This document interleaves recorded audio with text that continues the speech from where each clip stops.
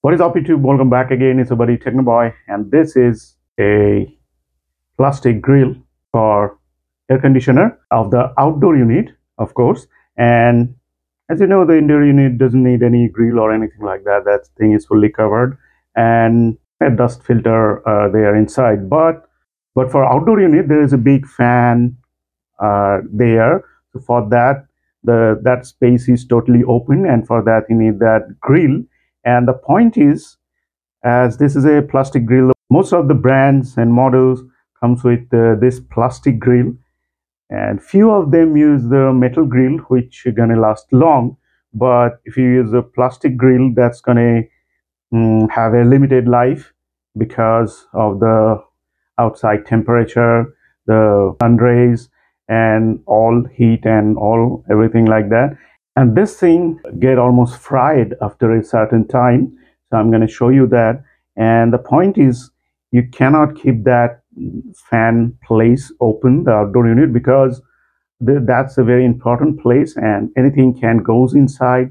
Like if you don't use the AC for a few days or months, like in the winter, then the birds and anything can go inside and make a nest in there, because that's a very safe place for them. And also, if the rat goes inside, then it can damage everything inside, the wires and connectors and all, and also the condenser coil.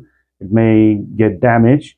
And another thing is that when you're the AC is running, the fan is rotating, and then accidentally, if anything goes inside, and that can break the fan blades and all, and can damage the fan motor.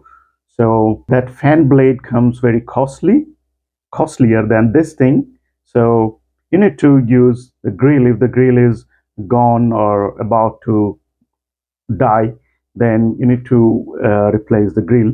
And let me tell you, this thing cost me only 300 rupees. So you can guess, this is very cheap. And the nice thing is that this design is same to mine. So I'm going to replace that now, and you can check that out.